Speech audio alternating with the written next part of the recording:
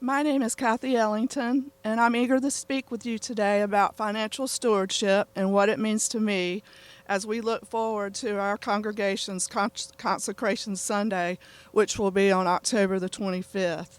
Please save this date in your calendars. We will have a special worship service, and we'll also have the opportunity to complete our estimate of giving cards and enjoy a catered box lunch celebration on that day. You will be receiving several communications about this important event over the next few weeks, and you will be asked to RSVP for the catered box lunch ahead of time. Just to give you some information about my history here, my family and I have very deep roots at Macedonia United Methodist Church that go way, way back.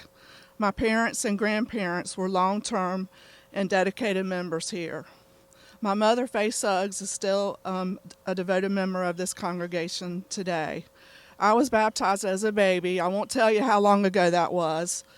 And I attended Sunday school, vacation Bible school, and youth group here at Macedonia. My husband, Mark, and I were married in the chapel, and our son, Chad, was baptized and confirmed here. Macedonia has been my church home my whole life, and this church, plus my church family, hold a very special place in my heart. Early in our marriage, when my husband and I were young working parents, buying our first home and raising our young son, we experienced financial struggles, as many young families do, and we lived paycheck to paycheck.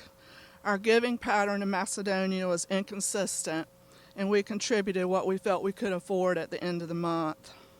At first, we were hesitant to make a commitment during our church's annual Stewardship Campaign because we were afraid we would not have enough. Our giving habits certainly did not reflect that our faith in church were a priority or that we were putting our trust in God. Our hearts reflected that we were emotionally attached to our money and not emotionally attached to God. We needed to give serious thought to how we were responding to God's blessings in our lives.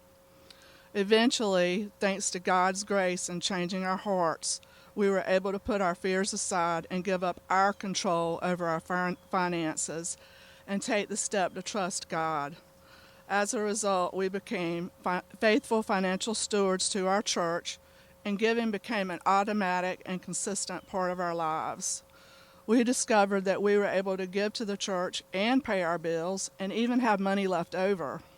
God showed us He is a loving and generous God and will provide all that we need. In being obedient in financial giving, my spiritual relationship to God has grown and my faith in Him has deepened. It is hard to put into words the overwhelming sense of fulfillment and joy I have experienced.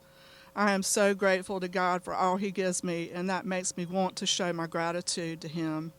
I really trust that God loves me and will take care of me no matter what. He has proven this to me over and over again. Every act of financial giving is a testimony that we are willing to trust God in our life, and it is a wonderful opportunity for each of us to grow spiritually. When we challenge ourselves to grow spiritually through generous giving, our faith holds great rewards for us. As a congregation, our giving is a reminder of the blessings God gives us and gave us through Jesus Christ. Our giving broadens and expands our church's ministry, enabling us to do more to serve others and advance God's kingdom in our community. Our annual Stewardship Campaign focuses on the need of the giver to give for his or her own spiritual relationship with God, rather than on what the church needs to receive. Over the next few weeks, as we move closer to Consecration Sunday, I encourage you to prayerfully ask yourself, what is God calling me to do? What percentage of my income is He calling me to give? As I close, I'd like to share a verse from 2 Corinthians 9:7 that has really encouraged me. It says, "Each of you should give what you have decided in your heart to give, not reluctantly or under compulsion, for God loves a cheerful giver." Thank you.